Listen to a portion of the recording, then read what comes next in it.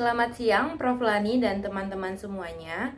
Kami dari kelompok 6 yang beranggotakan saya Fioni Elizabeth Shin dengan NIM 200305011.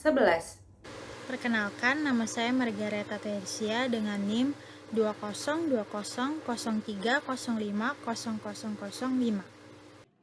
Halo, perkenalkan nama saya Hizra Saradeva Zahara dengan NIM 20200305015. Pada video kali ini, kelompok akan menjelaskan bagaimana memperkenalkan AI kepada peserta didik. Artificial Intelligence atau dikenal dengan AI sebagai teknologi yang memiliki kemampuan atau potensi besar untuk mengubah kehidupan manusia di masa depan. AI adalah program komputer yang dirancang untuk meniru kecerdasan manusia, termasuk dalam mengambil keputusan, logika, karakteristik, dan kecerdasan lainnya. Ada satu tokoh yang memperkenalkan konsep AI pada tahun 1956, yaitu Profesor John M.C. Charty. AI dalam dunia pendidikan pasti memiliki kegunaan.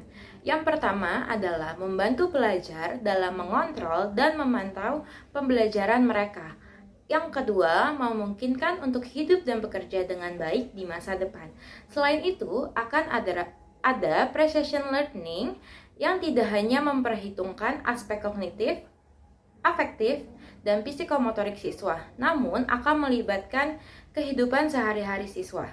Selanjutnya, bagaimana memperkenalkan AI kepada peserta didik? Kelompok mengambil dua contoh aplikasi, yaitu YouDictionary dan Photomath. Untuk pembahasan selanjutnya mengenai dua aplikasi tersebut akan dijelaskan oleh teman saya. Aplikasi AI yang dapat digunakan oleh peserta didik sekolah dasar adalah aplikasi YouDictionary. Apa itu YouDictionary? Aplikasi YouDictionary merupakan aplikasi kamus dan penerjemah berbagai kata dan kalimat. Aplikasi ini juga bisa menerjemahkan kurang lebih 58 bahasa serta memiliki kamus resmi dari Oxford. YouDictionary selain menerjemahkan bahasa Inggris, ia juga bisa menerjemahkan berbagai bahasa untuk mempermudah kegiatan kita sehari-hari. Semua kata dan kalimat bisa diterjemahkan oleh aplikasi YouDictionary. Keuntungan dan kelebihan dari aplikasi YouDictionary. Kelebihan yang pertama adalah terdapat berbagai fitur penerjemah. Fitur penerjemah di YouDictionary antara lain yaitu Magic Translate, kamera penerjemah, translate langsung yang mampu menerjemahkan berbagai bahasa, dan lain sebagainya. Selanjutnya, user-friendly atau mudah digunakan. Aplikasi YouDictionary juga mudah dalam penggunanya. Setiap pengguna pertama kali yang menggunakan YouDictionary pasti langsung mengerti dan paham akan fungsi dan fitur-fitur di dalamnya. Dengan aplikasi YouDictionary yang mudah digunakan, maka pengguna akan nyaman dan bisa menggunakannya dalam kehidupan sehari-hari. Dari keuntungan dan kelebihan aplikasi YouDictionary, terdapat juga kekurangan dan kelemahan dari aplikasi YouDictionary. Masih banyak terdapat iklan yang kerap muncul ketika kita menggunakan aplikasi tersebut. Terdapat juga beberapa fitur yang berbayar. Walaupun aplikasi ini di-download dengan gratis, tapi ketika kita menggunakan aplikasi seperti fitur-fitur penerjemahan dalam aplikasi ini masih terdapat beberapa fitur-fitur yang berbayar. Cara menggunakan aplikasi YouDictionary melalui smartphone. Pertama, peserta didik bisa mengunduh dan menginstal aplikasi YouDictionary di ponsel peserta didik masing-masing melalui aplikasi Google Play Store atau App Store. Setelah itu, dapat membuka aplikasi dan melihat berbagai fitur yang tersedia. Setelah peserta didik mengekspor fitur-fitur dalam aplikasi YouDictionary, peserta didik bisa langsung memilih bahasa yang ingin kita pelajari pada halaman utama aplikasi YouDictionary. Terdapat berbagai bahasa yang ingin kita pilih nanti ketika ingin menerjemahkan satu kalimat atau kata dalam bahasa tersebut. Selain kita bisa menggunakan penerjemahan menggunakan kalimat atau kata ketika menggunakan aplikasi dictionary, peserta didik juga bisa menggunakan fitur yang mendeteksi kalimat dengan cara hanya memfoto kalimat tersebut yang terdapat dalam buku atau poster dan bisa langsung diterjemahkan oleh aplikasi YouDictionary untuk mempermudah kita untuk belajar dalam bahasa tersebut. Peserta didik juga bisa mendengarkan kata-kata atau kalimat-kalimat dari berbagai bahasa yang sedang peserta didik terjemahkan. Sekian dari penjelasan saya dalam penggunaan aplikasi YouDictionary. Terima kasih. Selanjutnya, aplikasi AI yang dapat digunakan oleh peserta didik di sekolah dasar adalah aplikasi Photomath. Apa itu Photomath? Jadi Photomath adalah aplikasi untuk pembelajaran matematika. Jadi aplikasi ini bisa membaca dan juga menyelesaikan masalah mulai dari aritmatika hingga kalkulus secara instan dengan menggunakan kamera pada perangkat seluler para peserta didik. Bentuk soal yang dapat terdeteksi dalam aplikasi ini adalah bentuk soal yang hanya berupa angka saja. Namun untuk bentuk soal yang cerita itu dalam aplikasi Photomath ini belum bisa terdeteksi jawabannya. Namun walaupun tidak semua soal dapat dipecahkan, tetapi para peserta didik ini merasa terbantu dengan langkah-langkah penyelesaian yang diberikan. Aplikasi Photomath ini juga sangat mudah untuk digunakan, lalu juga jawaban dari aplikasi Photomath ini memberikan hasil yang pasti, dan juga peserta didik dapat memahami langkah-langkah penyelesaiannya. Adapun cara penggunaan dari aplikasi Photomath ini yaitu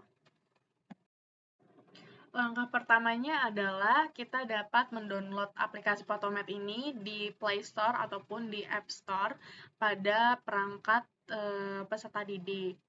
Lalu ketika sudah membuka aplikasi Play Store, tinggal di searching dengan nama Photomath. Setelah itu tinggal diklik install.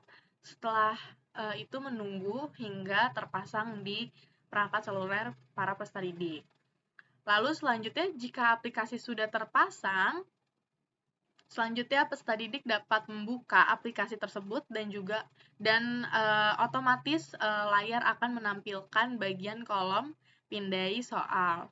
Nah, lalu ketik atau pindai soal pada kolom yang tertera. Jika soal sudah terdeteksi oleh aplikasi, maka akan muncul pembahasan dari soal yang telah dipindai dalam kolom pertanyaan tersebut. Nah, penjelasan penyelesaian masalah yang disediakan dalam aplikasi ini sudah tersusun secara berturut sehingga peserta didik dengan mudah dapat memahami langkah-langkah penyelesaiannya. Nah, jadi seperti itu cara penggunaan dari aplikasi Photomath ini. Lalu dalam penggunaan aplikasi ini pastinya tidak terlepas dengan dampak yang dapat ditimbulkan. Nah, jadi terdapat dampak positif dan juga dampak negatif yang ditimbulkan dari penggunaan aplikasi Photomath ini. Yang pertama akan dibahas yaitu dampak positif dari aplikasi Photomath ini. Yang pertama adalah peserta didik ini dapat terbantu dalam memecahkan suatu permasalahan matematika. Lalu yang kedua adalah dapat memudahkan peserta didik untuk mengetahui pembahasan yang belum dimengerti. Lalu yang ketiga, dapat menjadi koreksi pemecahan masalah peserta didik jika ada pengerjaan dalam pemecahan masalah tersebut yang keliru. Lalu, yang keempat itu adalah siswa dapat mengetahui bagaimana bentuk dari grafik yang sedang dicari dan kemudian dapat dianalisis kembali oleh peserta didik. Lalu yang kelima adalah peserta didik dapat langsung mengetahui jawaban yang telah dianalisis sudah benar atau belum. Nah, selanjutnya ini ada dampak negatif yang ditimbulkan dari penggunaan aplikasi Photomath ini. Yang pertama adalah peserta didik akan cenderung malas untuk berpikir kritis karena jawaban dari permasalahan tersebut langsung diketahui. Lalu yang kedua, menjadi jalan alternatif bagi peserta didik untuk memecahkan permasalahan dengan cara yang mudah. Lalu yang ketiga, akan menjadikan peserta didik ketergantungan terhadap aplikasi Photomath ini. Lalu yang keempat, tidak adanya kemauan di dalam diri peserta didik tersebut untuk mempelajari lebih lanjut materi yang belum dimengerti. Nah, itu merupakan dampak positif dan juga dampak negatif dari penggunaan aplikasi Photomath ini.